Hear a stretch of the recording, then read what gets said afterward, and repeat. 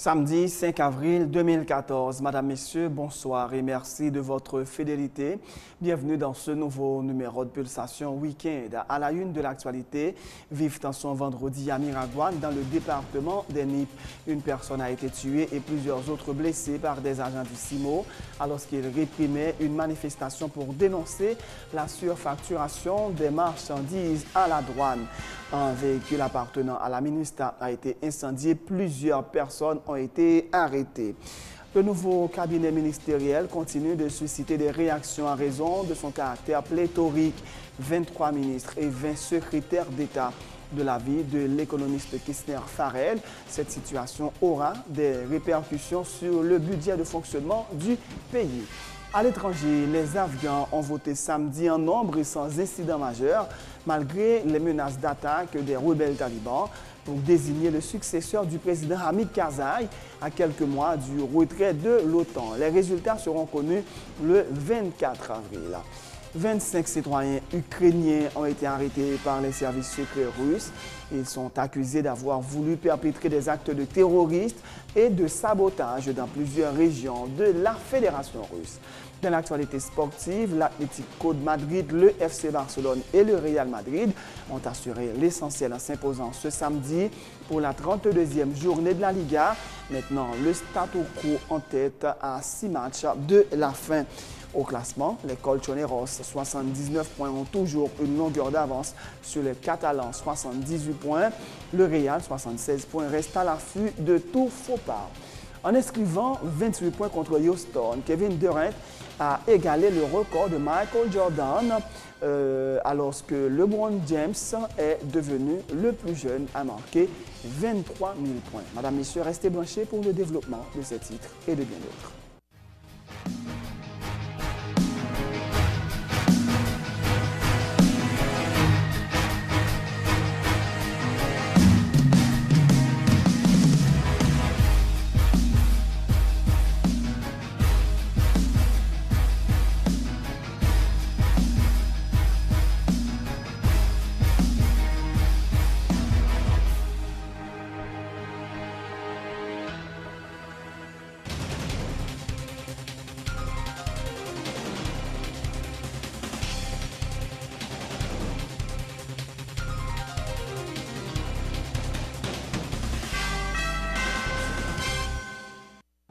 De Rechef, bienvenue dans le développement du journal. La situation était tendue vendredi à Miragouane dans le département des Nippes.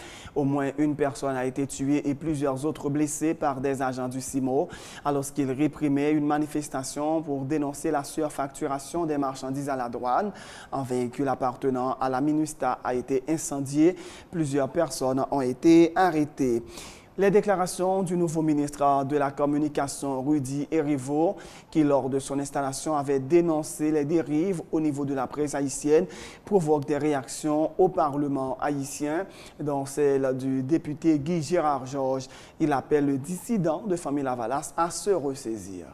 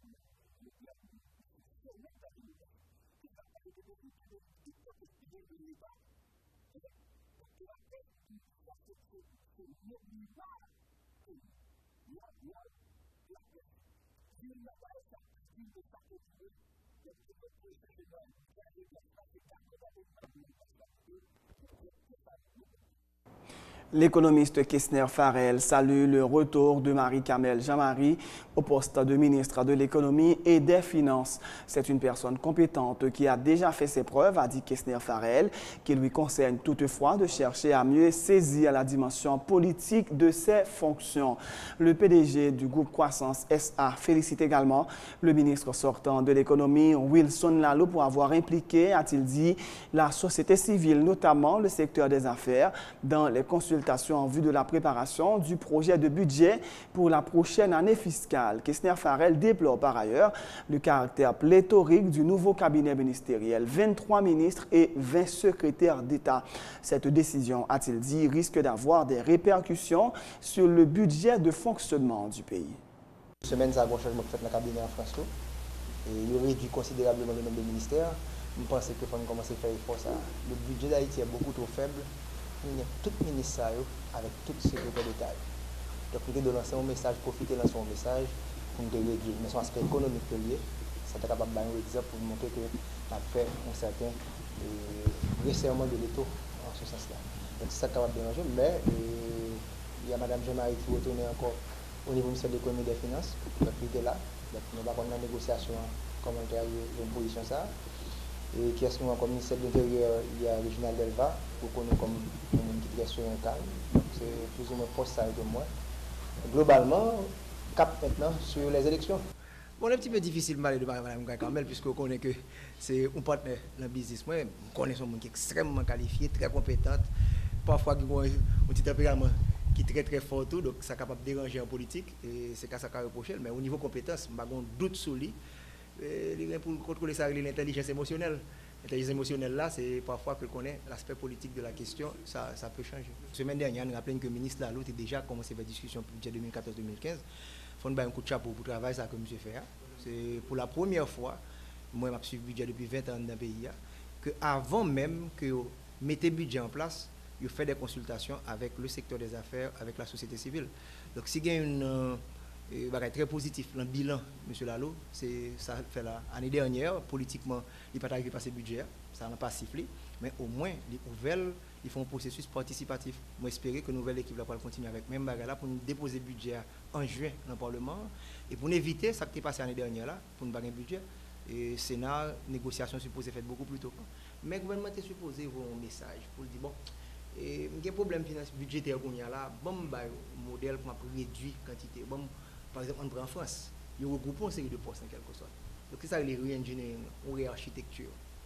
Donc, un petit pays qui va dans le moyen, n'a pas besoin de tout volume mondial. Lorsqu'il tout volume mondial avec toute demande de véhicules que le va demander, je pense qu'il a affecté le budget de fonctionnement du pays. Donc, pas de secret.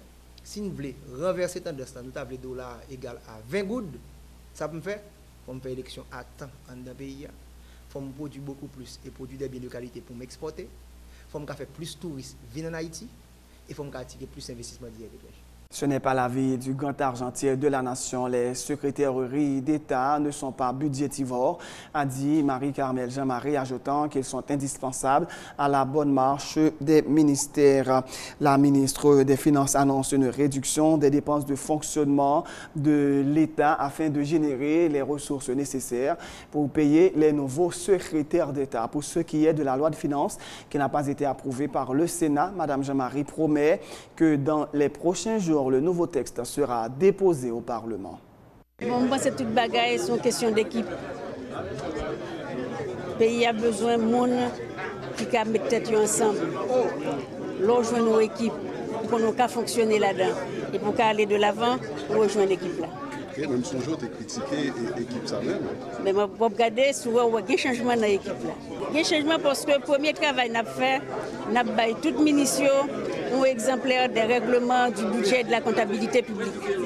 Donc, on s'assure que l'on prend connaissance du règlement budget et comptabilité publique là, il a fait des pensions, Jean-Yves de faire. Qui assure ce président avec le ministre Je demande pour continuer à réformer. Secrétaire d'État, finalement, il va coûter cher. Même si on a un pile secrétaire d'État, ça ne fait pas un poids vraiment sous des pensions. Il rentre, par exemple, on a réduit des dépenses gasoline, réduit dépenses téléphone, réduit dépenses manger. Ça a généré des ressources pour payer le nouveau secrétaire d'État. Même penser que le secrétaire d'État est important. On a dit même indispensable. J'ai fait l'expérience là et j'ai deux secrétaires d'État. Il y a aux finances, il y a à l'économie. Parce qu'un ministre est supposé faire stratégie. Il n'est pas supposé chaque jour rentrer dans l'opération courante pour l'exécuter. Donc, on fait un an ministre, on fait un an, c'est difficilement comme tu as élaboré une stratégie pour croissance et développement dans le pays. Parce qu'on est obligé à gérer régulièrement réquisition, à gérer trésorerie, comme qui pas gagné, qui côté me jouer comme. Tandis que si ou bien encadré, il y a des secrétaires d'État qui comptent terrain, qui comptent métier, qui détachent le ministre de certaines tâches routinières, le ministre plus en mesure, il y a un temps pour réfléchir sur des stratégies nouvelles, de nouvelles façons, par exemple, de mobiliser plus pour le développement du pays. Et je pense à l'avenir, nous avons mérité besoin même plus de secrétaires d'État que de ministres. Tout à fait autre chose, le lancement mardi dernier du service de transport touristique et de l'ouverture du bureau de la police touristique Polytour à l'aéroport international Toussaint-Louverture. Une initiative du ministère du Tourisme dont la titulaire Stéphanie Balmire-Vildouin a remis les clés d'une quinzaine de véhicules au président des deux associations de chauffeurs basées à l'aéroport Toussaint-Louverture. Plusieurs institutions bancaires ont contribué à hauteur de plus de 2 millions de dollars américains pour l'acquisition des véhicules, a-t-elle indiqué. Une première flotte de 100 véhicules a été mise à la disposition des chauffeurs, a dit Mme Balmire, qui encourage les chauffeurs à s'acquitter de leurs redevances envers ces institutions bancaires afin de permettre à d'autres conducteurs de bénéficier du programme devant s'étendre sur tout le territoire national.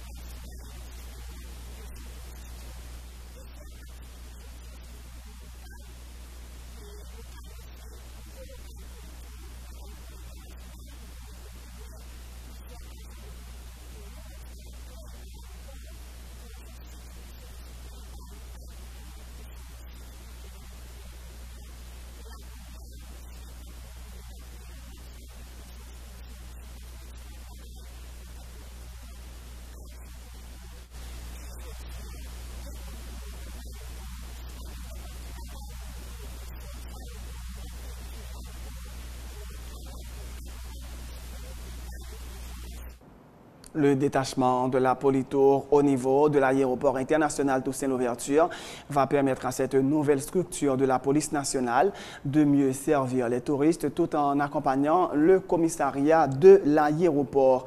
814 est le numéro de contact avec la Polytour selon le responsable de cette structure qui affirme être en contact avec tous les opérateurs touristiques, dont les hôtels et les restaurants, a indiqué le numéro 1 de la police touristique, le commissaire Carl-Henri Boucher.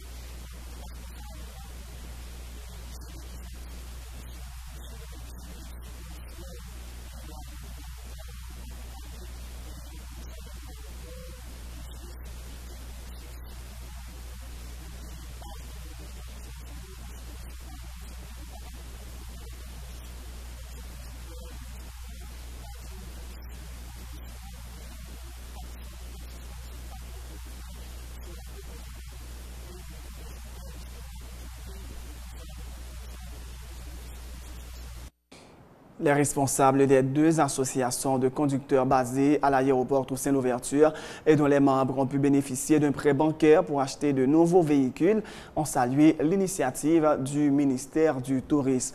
Ils ont jusqu'à 4 ans pour rembourser leurs dettes, capital et intérêts, mais ils assurent qu'ils ne vont pas manquer à leurs engagements.